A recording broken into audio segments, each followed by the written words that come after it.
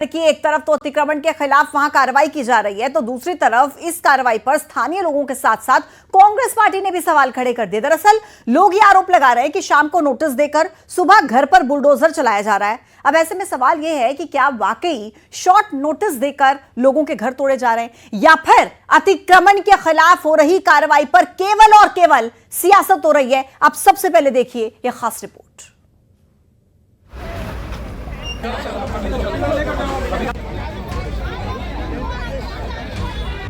छत्तीसगढ़ की रायगढ़ में बनने वाले मरीन ड्राइव को लेकर लोगों का विरोध थमने का नाम नहीं ले रहा।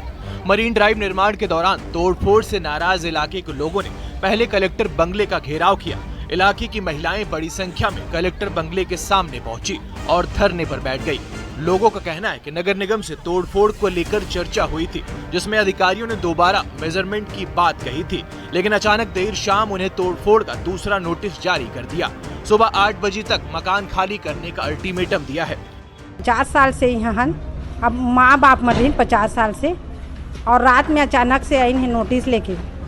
रात के 9 साढ़े 9 बजत रही और हमारा बोली है कि 8 बजे तक तुमन खाली कर दी है, और कुछ यानी कहीं कर तुमन के व्यवस्था है कर दे हैं, कुछ व्यवस्था करके कुछ नहीं बताई। तो चलिए आपको पूरा मामला बता देते हैं। क्या है पूरा मामला? रायगढ़ में मरीन ड्राइव का होगा निर्माण कार्य से पहले अतिक्रमण के खिलाफ कार्रवाई, 295 अवैध घरों को तोड़ने का नोटिस।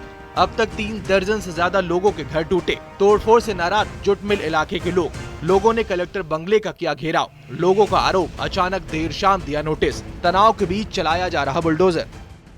केलो नदी के किनारे में जो अवैध अतिक्रमणकारी थे और जिनके द्वारा विधिवत अनुज्ञा प्राप्त नहीं की गई थी, वो कार्रवाई की जा रही है और उनको पर्याप्त अवसर दिया गया था। उनके बाद भी विधिवत और सुसंगत दस्तावेज न प्रस्तुत करने पर कार्रवाई की गई है। एक तरफ मामले में लोगों का विरोध प्रदर्शन जारी है, तो वहीं दूसरी ओर इस मुद्दे पर सियासी बयानबाजी भी तेज हो गई है। जहां दीपक बैज ने इस कार्रवाई को गरीब का आवाज छीनने वाला बताया, तो वहीं दूसरी ओर प्रदेश के डिप्टी सीएम अरुण साव का कहना है कि अतिक्रमण के खिलाफ ये कार्रवाई की जा रही है। कि सरकार अपने आप को गरीबों का मसीहा समझ बैठी है, और दूसरी तरफ आज रायगढ़ में 300 से अधिक गरीबों के मकान को शाम को नोटिस दिया जाता है और तड़के सवेरे उनकी घरों को जेसीबी बुलडोजर लगाकर तोड़ने की कार्रवाई की जा रही है।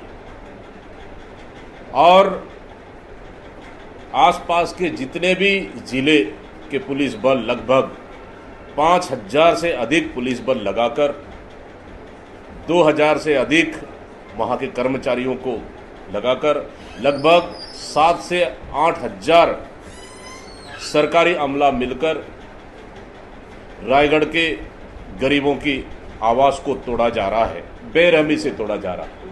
सरकारी जमीनों पर अवैध रूप से जिस किसी का भी कब्जा होगा, शासन नियमानुसार उन्हें नोटिस देती है, अवसर देती है, और अवसर देने के बाद भी कोई अतिक्रमण ना हटाए तो प्रशासन के पास कोई और तरीका नहीं होता है। वास्तव में अतिक्रमणों के कारण हम सबने देखा है कैसे तकलीफ होती है लोगों को, आम लोगों को तकलीफ होती है, और इसलिए जहां पर भी ऐसी आवश्यकता महसूस होती है अतिक्रमण हटाने की, प्रशासन नियमानुसार कार्यवाही करती है।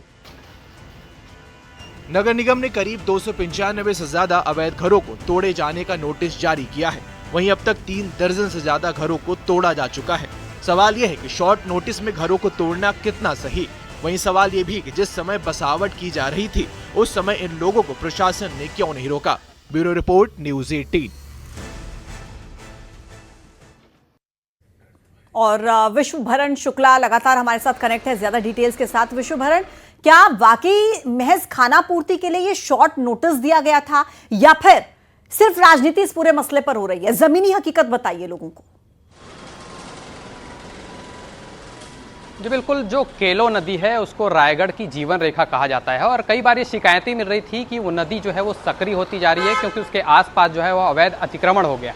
इसी को लेकर जो है प्रशासन ने 295 घरों को जो है नोटिस दिया था, लेकिन ये नोटिस काफ़ी शॉर्ट पीरियड के लिए था। सुबह रात को उनको जो है वो नोटिस दिया गया और सुबह तक जो है मकान खाली करने के लिए जो है वो कहा गया। इसी को लेकर जो है वहाँ के जितने रहवासी हैं उनका जो है वो विरोध प्रदर्शन देखने को मिला। लगातार जो है वो रात को जो है कलेक्टर बंगले पर जो है वो प्रदर्शन किए और उसके बाद उनका एक प्रतिनिधि मंडल भी जो है कलेक्टर से मुलाकात किया। और आज सुबह से जो है वो अतिक्रमण की जो कार्रवाई, हटाने की कार्रवाई जो है लगातार जारी है और करीब अभी की बात करें तो करीब 40 घरों को तोड़ा जा चुका है। यहाँ मरीन ड्राइव बनाने की जो है सरकार की योजना है और सरकार जो है वो काफ़ी लंबे समय से जो है वो कोशिश कर रही थी कि जो केलो नदी है उसका जो है संरक्षण किया जाए। लेकिन बात यहाँ पर यही उठती है कि अगर उन्हें तोड़ना भी था तो एक समय सीमा निर्धारित की जानी थी कि इतने समय में जो है वो अवैध जो अतिक्रमण है उनको हटने का मौका दिया जाए। लेकिन यहाँ पर सिर्फ 24 घंटे के अंदर ही उन्हें खाली करने का आदेश दिया गया है, जिसके कारण जो है वो वहाँ के जो रहवासी हैं वो जो है वो काफी खफा हैं और लगातार जो है वो सरकार के खिलाफ जो है जिन लोगों ने अपने आशियाने वहां पर बसाए और